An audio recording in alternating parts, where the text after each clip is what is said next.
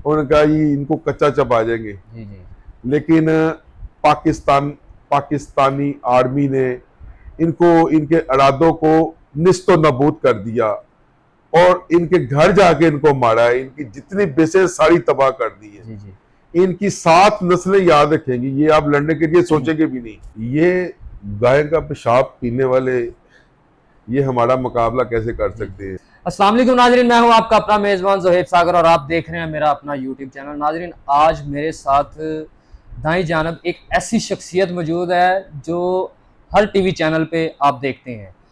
किसी तारुफ के मोहताज नहीं, जनाब अकबर भट्ट साहब हैं, पाकिस्तान ताजर एसोसिएशन के चेयरमैन हैं। किसी भी तारफ़ के मोहताज नहीं है। आइए इनसे बातचीत करते हैं, गुफ्तगू करते हैं मौजूदा सूरत हाल की, पाकिस्तान में क्या चल रहा है और पाकिस्तान किन हालात से गुज़र रहा है और जो कारोबारी है, जो हजरात हैं, वो किन हालात से गुज़र रहे हैं। तो आइए चलते हैं, बात करते हैं अकबर साहब से। अस्सलाम वालेकुम अकबर साहब। जी वालेकुम सलाम। जी कैसे हैं सर? जी अल्लाह का शुक्र है, आप सर सुनाएं ठीक ठाक हाँ है। जी, अल्हम्दुलिल्लाह, शुक्र अल्लाह का। सर सबसे पहले तो बहुत बहुत शुक्रिया, आपकी कीमती टाइम आपने हमें दिया कि आप सियासी जो है गुफ्तगू वो भी आप करते हैं, सारे आप जान पहचान है सबसे, और मुल्की हालात पे भी आपकी गहरी नज़र होती है। तो ज़रा बताइएगा कि मौजूदा सूरत हाल जो है इसको आप किस तरह से देख रहे हैं, क्या चल रहा है पाकिस्तान के अंदर और पाकिस्तान के लिए, पाकिस्तान से बाहर? जी सबसे पहले जैब साहब आपका और आपकी टीम का और आपके यूट्यूब चैनल का शुक्रिया अदा करता हूँ कि आप अपनी गुनागू मसरूफियात में से टाइम निकाल कर मेरे पास तशरीफ़ लाए। आपका बहुत शुक्रिया और आपको वेलकम करते हैं यहाँ पर। और उसके बाद जो मुल्क के हालात जा रहे हैं वो बड़े गमगीन जा रहे हैं। मुल्क बड़े नाजुक मोड़ पे जा रहा है। एक तो जंगी हालात हैं यहाँ पर, और ये जो मोदी साहब हैं जी ये जी पाकिस्तान के पीछे पड़े हुए हैं। ये अपने आप को एशियन टाइगर बनाना चाहते हैं, जो कि हमारी पाक आर्मी ने उसके जो इरादे थे उसको निस्तो नाबूद कर दिया है। जी जी बिल्कुल। लेकिन ये वो कौम है कि ये पीछे से वार करने वाली है। इसलिए पाकिस्तान को मुत्हिद होना चाहिए, जितनी ये पार्टी है उनको मुत्हिद होना चाहिए इस वक्त। जी जी सबको पाकिस्तान के लिए मिलकर काम करना चाहिए ताकि ये जो जितने हमारे दुश्मन हम उनका मुकाबला कर सके। जी और उसके बाद जो ये पंजाब में ये तोड़ फोड़ का जो सिलसिला चला हुआ है जी जी कि हर मार्केट में ये जो इंक्रोचमेंट के लिए जो इंक्रोचमेंट है वो अच्छी है, लेकिन उसका मुतबादल भी दिया जाए। मुतबादल दिया जाए। हम इंक्रोचमेंट कर रहे हैं, जो गरीब आदमी हैं जिन्होंने वो बार बाइट जो ठेले हैं या थड़ा है उसमें जो काम कर रहे थे, अब उनकी जो हम सामान भी उठा के लेके जा रहे हैं, हम उनका सामान भी जब्त कर रहे हैं। जी जी अब वो गरीब आदमी कहाँ जाएगा? बिल्कुल। हमें उसका कुछ सोचना चाहिए। जी जी बिल्कुल। उसके बाद ये शालमी में जो 7,000 दुकानें हैं उनको मुस्मार किया जा रहा है। वो 7,000 दुकानों से 7 लाख खानदान हैं जो मुतासर हो रहे हैं।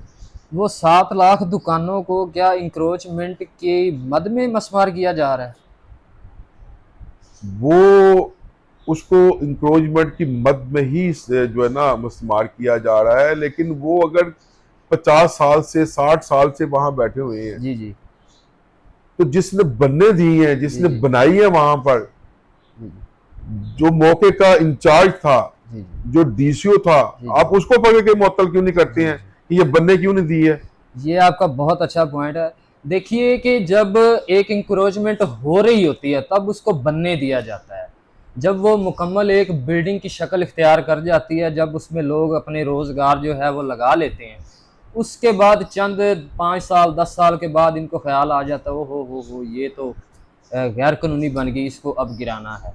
एक तो उस जो है वो बिजनेसमैन है या जो भी ताजर है उसका पैसा भी ज़ाया, और जिनका वहाँ पे रोज़गार लग जाता है बट साहब उनका रोज़गार भी चला जाता है।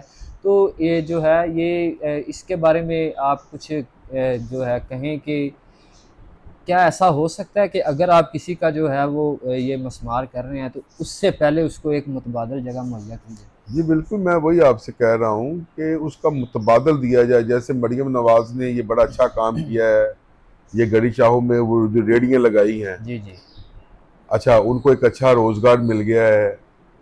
उसके बाद आप जो खाली जगह पड़ी है उस पर भी इस तरह का, एक तो पाकिस्तान खूबसूरत बन जाएगा जी जी और ऊपर से रोजगार मिल जाएगा। जी जी। जब अब रोजगार नहीं देंगे तो वो लोग क्या करेंगे? क्या करेंगे? फिर वो ये करेंगे, कोई चोरियां करेगा, कोई डकैतियां करेगा, फिर हमारे मुल्क में गुर्बत बढ़ेगी, जी, गुर्बत हमारे बढ़ेगी और क्राइम जो है जराइम उसकी जराइम की ज़्यादा रेशो बढ़ेगी। बढ़ेगी। जी जी हमारे मुल्क में प्लानिंग नहीं है, इसलिए जराइम की रेशो बढ़ रही है। जी जी।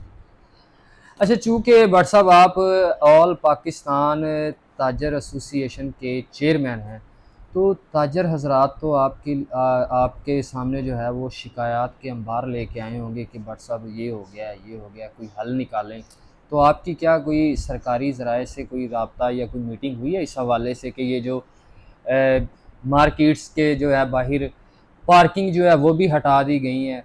अब पार्किंग नहीं होगी तो जो जो भी गाहक कस्टमर है वो जिस चीज़ पे आएगा वो कहाँ खड़ी करेगा? अगर उसको खड़ी करने की जगह नहीं मिलेगी तो वो मार्केट का रुख ही नहीं करेगा। मोस्टली देखा जाता है मार्केट में काफ़ी रश बहुत कम हो गया है। तो इस बारे में ताजर जो है वो तो बड़ा आपसे वो इज़हार कर रहे हैं। ताज इस पर जो है ना पिट गया है।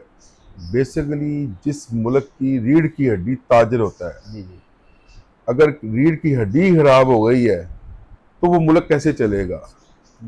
इनको चाहिए, जो इंक्रोचमेंट वाले हैं, ये जो दाड़े हैं, इनको चाहिए कि जब आप एक प्लानिंग करने लगे हैं तो आप जिस मार्केट की प्लानिंग करने लगे हैं उस मार्केट के प्रेसिडेंट को बुलाएं, जी वहां की यूनियन को बुलाएं, बिल्कुल। उसको उस प्लानिंग में शामिल करें और उनसे ओपिनियन लें कि यहाँ मार्केट में इंक्रोचमेंट करनी है, हम इसका मुतबादल क्या होगा और इसका हल क्या है। हल क्या है? आप उनसे हल लेके चलेंगे फिर आप कामयाब होंगे, वरना आप कामयाब नहीं। जी, तो भट्ट साहब जैसा कि आप आल पाकिस्तान ताजर एसोसिएशन के चेयरमैन हैं तो इस सिलसिले में पूरे पाकिस्तान में आपका जाना होता है अक्सर।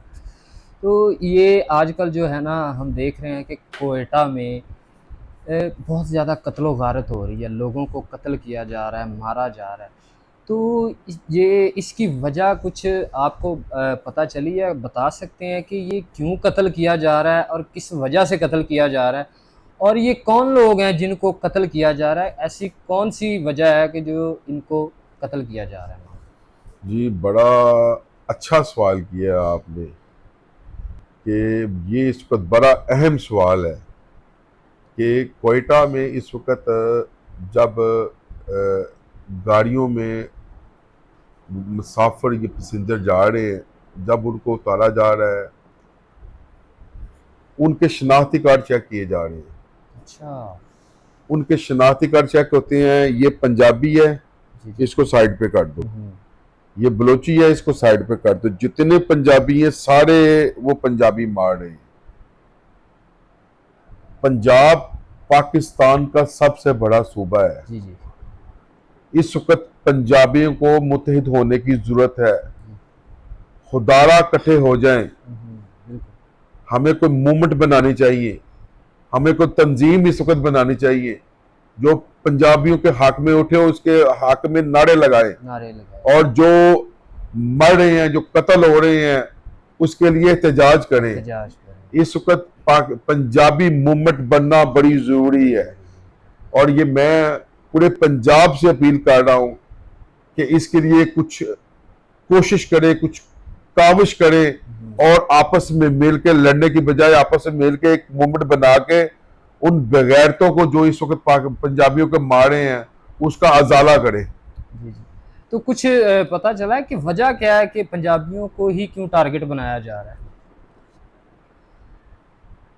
वजह यही है कि पंजाब सबसे बड़ा सूबा है, जी, जी। वहां पे जो चोर डकैत हैं, हुँ, हुँ। जो उनकी अपनी जंगें हैं, वो देख रहे हैं कि जो पंजाब तरक्की कर रहा है, इस वक्त मरियम नवाज बड़े काम कर रही है, वो जो तरक्की है उनको वो रास नहीं आ रही है, वो इसलिए पंजाबियों को वो एहसास कमतरी में मार रहे हैं, टारगेट कर रहे हैं। टारगेट कर रहे हैं।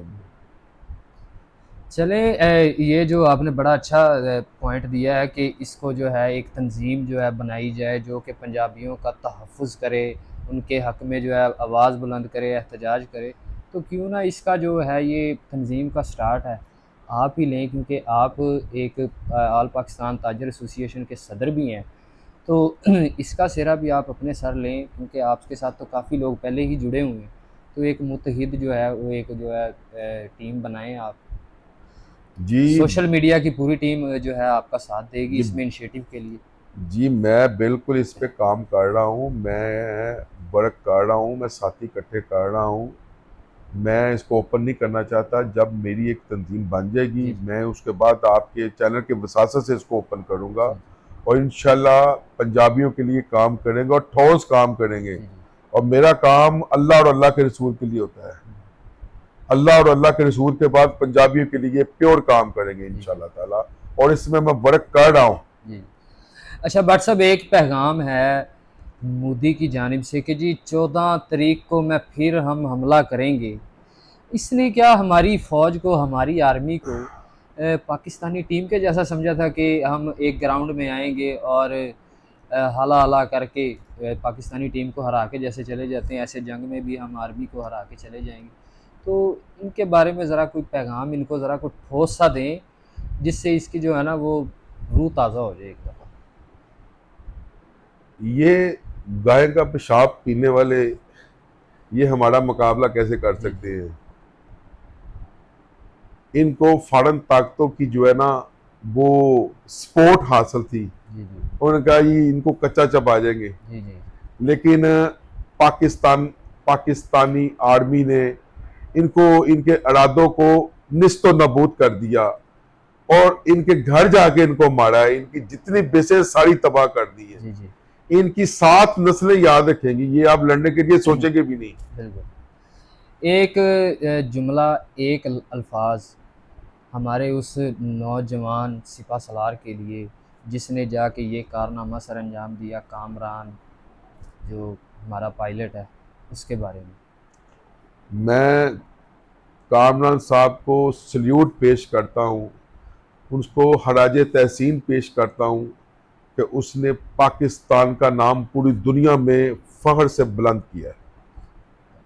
बहुत शुक्रिया भट्ट साहब, आपने कीमती वक़्त दिया इतना और बड़े जो है ना रोशनी डाली सवालों पे मेरे, और लोगों को बताया कि जो इस टाइम पाकिस्तान के हालात चल रहे हैं और जो क्वेटा में जो कत्ल व गारत हो रही है उसके हवाले से ब्रीफ़ किया। आपके टाइम का बहुत शुक्रिया। जी तो नाज़रीन, ये थे अकबर भट्ट साहब, ऑल पाकिस्तान ताजर एसोसिएशन के चेयरमैन। बड़ी मज़े की गुफ्तगू भी हुई, जंग के हवाले से भी बात हुई और ताजरों की जो है वो शिकायत इनके पास जो आई उनके हवाले से भी बात हुई, और क्वेटा में जो कत्ल गारत हो रही है वो हमें अब पता चला है कि वो पंजाबियों के शनाख्ती कार्ड चेक करके उनको कत्ल करते हैं।